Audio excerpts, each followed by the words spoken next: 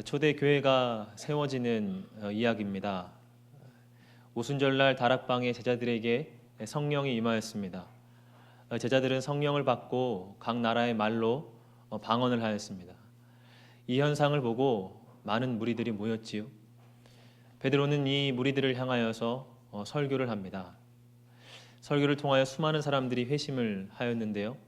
오늘 본문은 그 회심자의 수가 3천 명에 이르렀다고 기록을 합니다. 당시 예루살렘의 인구는 약 10만 명 정도였습니다. 3천 명이라고 하면 예루살렘 인구의 3%가 정도 되는 숫자입니다. 오늘날 서울로 따지면 약 30만 명이 되는 숫자지요. 굉장히 놀라운 숫자입니다.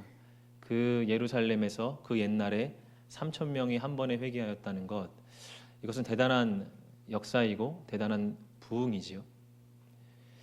5월 9일에는 대선이 치러집니다. 각 정당들은 대선 후보를 내놓기 위해서 경선을 진행하고 있습니다. 이 대선 주자들은 유권자들의 마음을 사기 위해 동분서주합니다. 지방을 순회하며 연설을 하고요.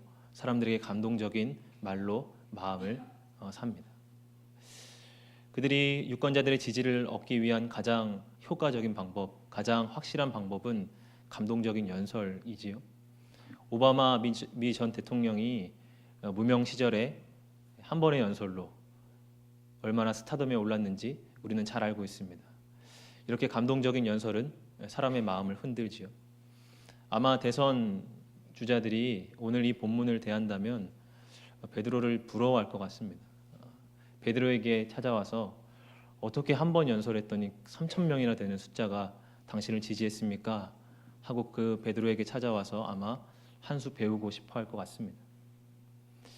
그러나 오늘 본문은 베드로가 탁월한 연설자였다라는 것을 말하고 싶어 하는 것이 아닙니다. 또한 오늘 본문은 베드로의 설교를 통해서 교회 안에 얼마나 폭발적인 부흥이 일어났는가, 거기에도 큰 관심이 없습니다. 오늘 말씀을 보며 오늘 이 말씀이 우리에게 주시는 메시지가 무엇인지를 같이 나누어 보기를 원합니다. 오늘 본문은 베드로의 설교를 통해서 당시에 두 가지 반응이 일어났다고 말씀을 하는데요. 하나는 회개이고요. 또 하나는 부흥입니다. 먼저 회개에 대한 말씀부터 살펴보겠습니다. 37절의 말씀인데요. 함께 같이 읽어보겠습니다. 그들이 말을 듣고 마음에 찔려 베드로와 다른 사도들에게 물어 이르되 형제들아 우리가 어찌할꼬 하거늘. 베드로의 설교를 들은 이들이 마음에 찔려 하였다라고 성경은 기록합니다. 베드로는 어떤 설교를 하였습니까? 베드로의 설교를 요약을 해보면 이렇게 됩니다.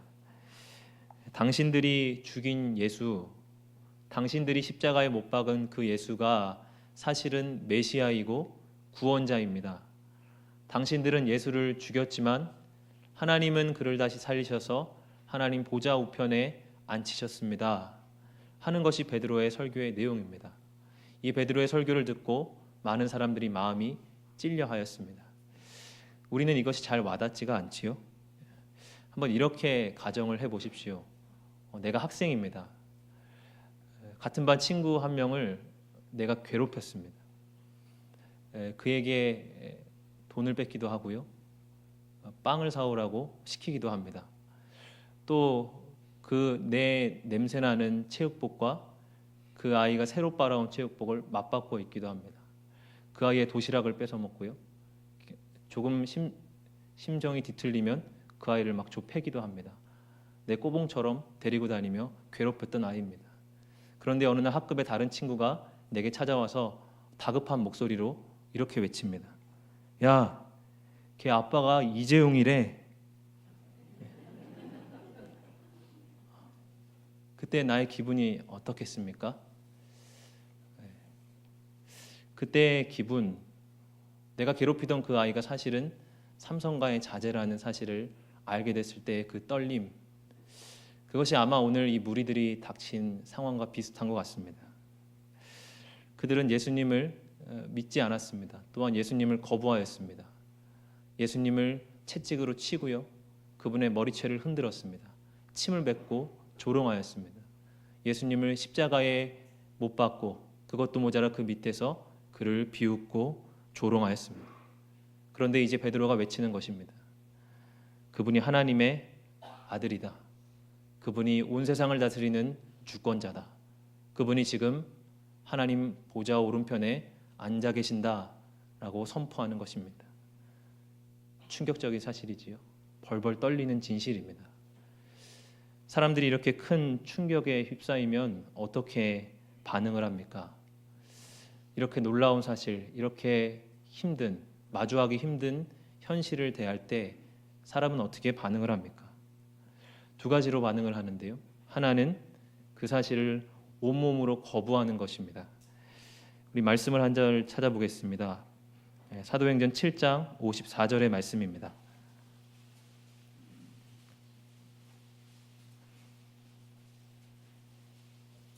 7장 54절의 말씀입니다. 우리 같이 한번 읽어보겠습니다. 그들이 말을 듣고 마음에 찔려 그를 향하여 이를 갈거늘. 스데반의 설교를 들은 이들의 반응입니다. 그들도 이 베드로의 설교와 비슷한 내용의 설교를 들었습니다. 하나님께서 그의 아들을 보내셨는데 너희가 그 아들을 죽였다. 너희는 이렇게 하나님을 늘 거부하는 백성이다. 늘 하나님을 반역하는 민족이다. 하나님이 예부터 선지자들을 보내시고 마침내 아들까지 보내셨는데 또 그분을 죽였다. 이 스데반의 설교를 들은 이들도 마음에 찔려 하였다고 성경은 기록합니다. 그런데 그들은 마음에 찔린 것에서 더 나아가 스데반을 향하여 이를 갈았습니다. 57절의 말씀을 보면 이렇게 기록이 되어 있습니다. 그들이 큰 소리를 지르며 귀를 막고 소리를 지르면 아무 내용이 들리지가 않지요. 그들은 현실을 부정하는 것입니다. 내가 죽인 그 사람이 하나님의 아들이라고 말도 안 돼 걷어차는 것입니다. 현실을 부정하고 진실을 부정하면 마치 그것이 사라질 것처럼 온몸으로 그 사실을 거부하는 것입니다. 충격적인 사실을 마주할 때 또 하나의 반응이 있습니다. 그것은 대안을 찾는 것입니다. 오늘 본문 37절로 돌아오면 이렇게 기록이 되어 있습니다. 그들이 말을 듣고 마음에 찔려 베드로와 다른 사도들에게 물어 이르되 형제들아 우리가 어찌할꼬. 그들은 마음에 찔려 하였습니다. 그런데 그렇게 찔려하는 것에서 끝나지 않았습니다. 우리가 어찌할꼬, 내가 어떻게 해야 됩니까? 생각하고 대안을 찾았습니다. 내가 때린 친구가 사실은 삼성가의 자제라는 사실을 알게 된다면 우리는 어떻게 해야 됩니까? 그 사실을 알려준 그 친구한테 웃기지 마, 말도 안 되는 소리 하지 마 하고 발로 걷어차면 그 문제가 해결이 됩니까? 아니지요. 우리는 그 친구로부터 뺏은 돈을 가지고 빵집으로 가야 됩니다. 케이크를 사들고 빵을 사들고 또 이것저것 선물을 산 뒤에 내가 괴롭혔던 그 친구를 찾아가야 됩니다. 그리고 그 친구에게 사과하고 미안하다고 용서를 구해야 됩니다. 베드로의 설교를 들었던 그들은 자기들이 할 수 있는 일이 무엇인지를 고민하고 생각합니다. 그저 마음에 찔림을 받고 그것으로 끝내지 않습니다. 무엇을 해야 할지, 대안이 무엇인지를 찾고 구합니다. 마음에 찔려, 이것은 감정의 영역이지요. 우리가 어찌할꼬, 이것은 이성의 영역입니다. 그들은 마음으로 찔림을 당했습니다. 후회하고 자책하는 마음이 들었습니다. 누군가는 뜨거운 눈물을 흘렸을지도 모릅니다. 그러나 그들은 마음에서 느끼는 것으로 끝나지 않습니다. 그들은 생각하고 고민합니다. 그리고 행동합니다. 우리 민족은 감정에 잘 반응하는 기질을 갖고 있습니다. 예부터 정서가 풍부한 민족성을 지닌 것으로 기록됩니다. 그래서 어떤 사회 이슈가 나타나면 금방 그것에 대해서 분노하거나 혹은 하나가 돼서 큰 소리를 냅니다. 그러나 시간이 지나면 곧 그것이 식어집니다. 이런 한국의 민족성을 두고 누군가는 냄비근성이라는 말을 썼지요. 금방 뜨거워지고 또 금방 식어진다는 것입니다. 한국 교회는 지난 세대에 큰 부흥과 성장을 이루었습니다.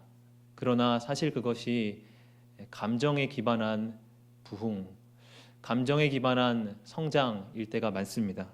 한순간의 뜨거운 감정, 한순간의 은혜 받은 체험, 그것을 곧 부흥이요, 성장이요, 은혜라고 생각하였습니다. 그러나 감정 그 자체가 회개가 아닙니다. 단순히 후회하는 것, 회개가 아닙니다. 회개는 나의 삶을 돌이키는 것입니다. 지금 내가 할 수 있는 일이 무엇인지 생각하는 것입니다. 단순히 그저 자책하고 조금 찜찜해하는 감정이 아니라 지금 내가 선 그 자리에서 할 수 있는 대안을 찾고 그것을 행하는 것입니다. 그것이 회개입니다. 토마스 아 캠피스라고 하는 이 작가의 책 중에 그리스도를 본받아라고 하는 책이 있습니다. 제가 참 좋아하는 책인데요. 그 책 가운데 한 구절을 소개해드리겠습니다.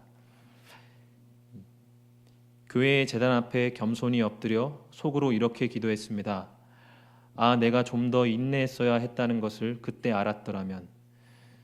그때 그는 마음속으로 하나님이 주시는 응답을 들었습니다. 그대가 만일 그것을 알았더라면 어떻게 했겠는가? 그때 행했을 것을 지금 행하라. 그러면 안전할 것이다. 우리는 후회합니다. 우리는 자책합니다. 또 우리는 때로 눈물도 흘립니다. 그러나 거기서 멈출 때가 많습니다. 하나님은 말씀하십니다. 그때 행했을 것을 지금 행하라. 그러면 안전할 것이다. 그것이 회개라고 말씀합니다. 베드로는 38절에서 이렇게 선포를 합니다. 우리 38절의 말씀을 같이 읽어보겠습니다. 시작. 베드로가 이르되 너희가 회개하여 각각 예수 그리스도의 이름으로 세례를 받고 죄 사함을 받으라. 그리하면 성령의 선물을 받으리니. 예수 그리스도의 이름으로 세례를 받고라고 이야기합니다. 여기서 세례의 난회주를 보면요, 또는 침례 이렇게 나와 있습니다. 지금의 세례는 이렇게 물을 몇 방울 뿌리는 것이지만 당시의 세례는 침례입니다. 물속에 온몸이 푹 잠겼다가 나오는 것이 세례였습니다. 물속에 잠기는 것은 죽음을 상징합니다. 또 물 밖으로 나오는 것은 다시 사는 것을 상징합니다. 즉 세례는 내가 죽고 다시 사는 것입니다. 이전에 죄인이었던 내가 죽고 예수 그리스도 안에서 새로운 피조물로 태어나는 것입니다. 이것은 감정이 아닙니다. 이것은 우리의 심리가 아닙니다. 이것은 하나님이 이루어 놓으신 영적인 현실입니다. 우리는 이 영적인 현실 위에 서 있습니다. 그렇기에 우리는 어느 지점에 있든지 다시 시작할 수 있는 기회를 얻습니다.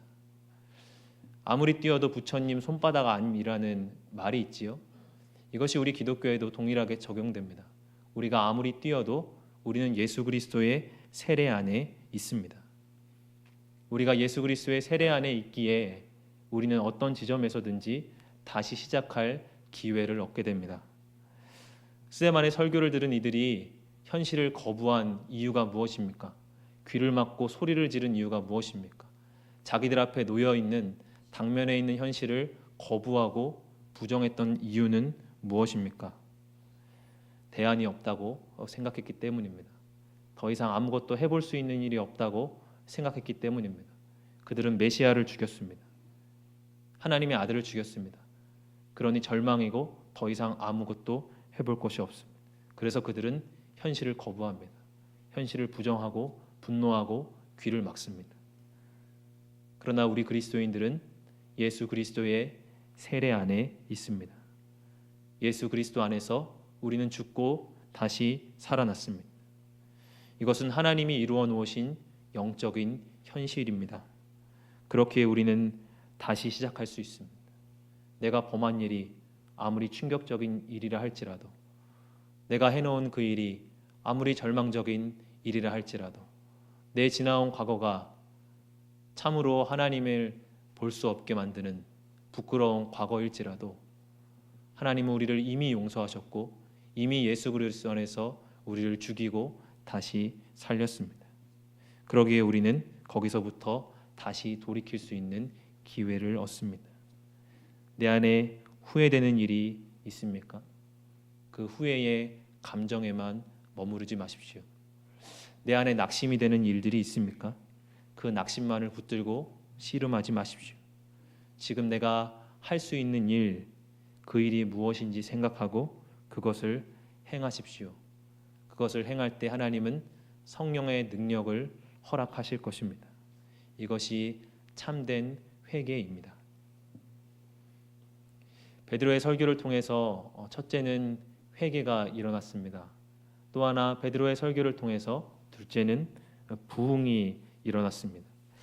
우리 오늘 41절의 말씀을 같이 한번 읽어보겠습니다. 41절의 말씀입니다. 시작. 3천이나 더하더라. 베드로의 설교를 듣고 사람들은 세례를 받았습니다.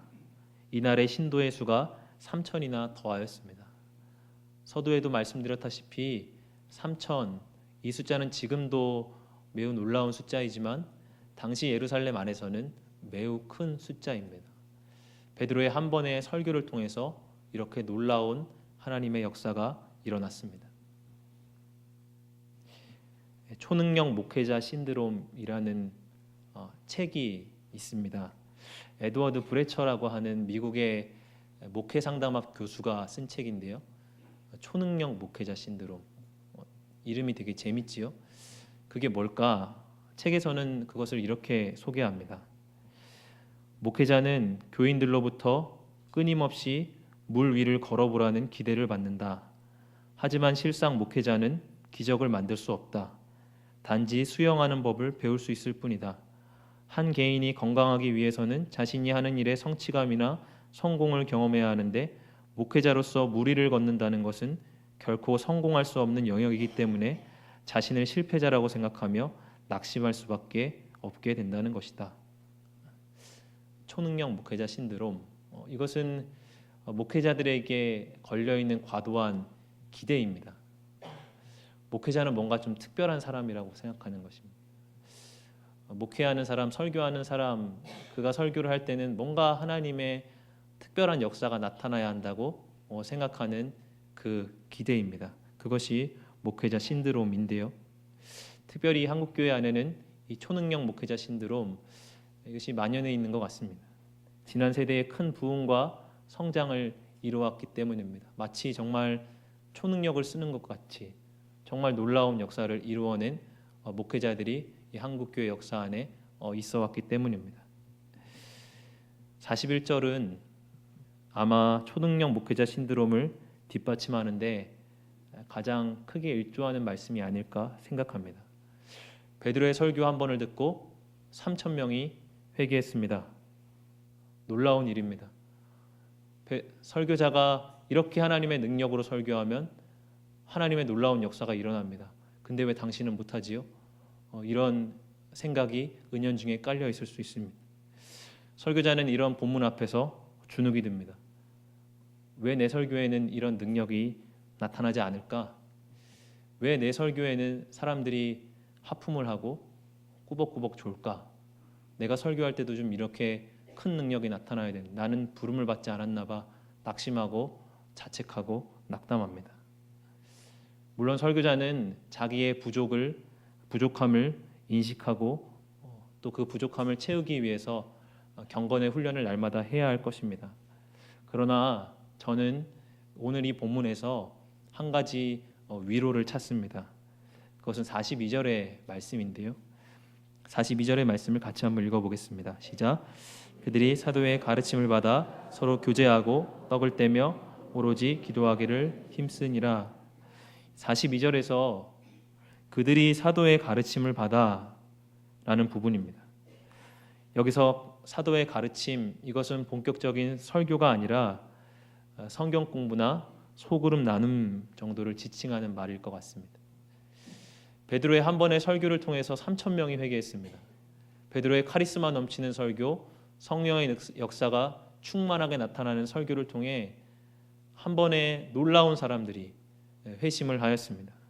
그러나 교회는 거기서 완성되지 않습니다. 한 번의 뜨거운 설교, 한 번의 뜨거운 회심, 그것으로 교회는 완성되는 것이 아닙니다. 그들은 계속해서 사도들의 가르침을 받아야 했습니다. 아마 사도들 가운데에는 설교를 못하는 사람도 있었겠지요.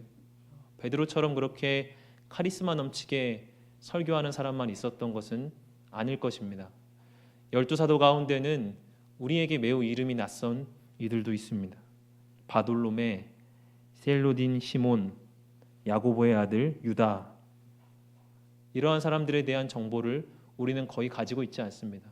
우리에게는 매우 낯선 이름입니다. 아마 그들을 통해서는 폭발적인 부흥이 일어나거나 탁월한 영적인 역사가 나타나지는 않았을 것입니다. 그러나 그들은 신실하게 가르쳤습니다. 베드로의 한 번의 설교를 통해서 교회는 세워진 것이 아니라 그들의 매일매일의 가르침, 일상 속에서의 가르침을 통해서 교회는 빚어지고 세워졌습니다. 그들은 대규모 무리를 향하여 설교하지 못했습니다. 뜨거운 선포를 쏟아내지도 못했습니다. 한 번에 수천 명이나 되는 회심자 절대 얻지 못했습니다. 그러나 그 이름 없는 사도들의 가르침, 우리에게 익숙치 않은 그 무명의 사도들, 그들의 가르침을 통해서 교회가 세워졌습니다. 하나님은 베드로의 설교도 사용하십니다. 그러나 하나님은 다른 사도들의 가르침도 사용하십니다. 한 번의 뜨거운 부흥만을 사용하시는 분이 아니라 그 이후에 이어지는 매일매일 반복되는 가르침과 성경 공부와 소그룹 나눔을 통해서도 하나님은 교회를 세워가시고 하나님의 부흥의 역사를 이루어 가십니다. 부흥은 3,000명의 사람이 한 번에 회심하는 것일 수 있습니다. 그러나 또한 부흥은 매주일 듣는 가르침을 통해서도 나타납니다. 또한 42절의 말씀처럼 교제하고 음식을 나누고 중보기도실에서 두세 사람이 모여서 기도하는 그 현장에도 하나님의 부흥은 있습니다. 우리는 이러한 일상의 부흥을 맛보고 있습니까? 아니면 3,000명이라고 하는 어마어마한 숫자만을 바라보고 그 놀라운 부흥만을 바라보고 오늘 이 자리에서 주시는 하나님의 부흥은 놓치고 있지는 않습니까? 나를 통해 하나님의 역사가 뜨겁게 나타나지 않는다고 낙심하지 마십시오. 수년 동안 구역장을 해도 구역 식구들이 변하지 않는다고 낙심하지 마십시오. 아무리 예배 인도를 해도 아직도 구역 예배 인도할 때 얼굴이 빨개진다고 그것으로 인해서 부끄러워하지 마십시오. 말씀을 가지고 모이는 그 자리, 함께 교제하고 음식을 나누는 그 자리, 한 명 한 명의 사람들이 위로함을 받고 세워지는 그 자리가 바로 하나님의 부흥의 현장이요 부흥의 자리입니다. 우리는 사순절의 기간을 보내고 있습니다. 십자가를 바라봄으로 우리의 삶을 회개하기를 원합니다. 우리가 어디서부터 무너졌는지를 확인하고 생각하고 다시금 돌이키는 행함이 있기를 원합니다. 또한 예수 그리스도를 묵상함으로 하나님이 지금 나의 삶의 자리에서 주시는 매일매일의 부흥을 맛보기를 원합니다. 이러한 은혜가 우리 가운데 충만하기를 주님의 이름으로 축복합니다. 기도하겠습니다.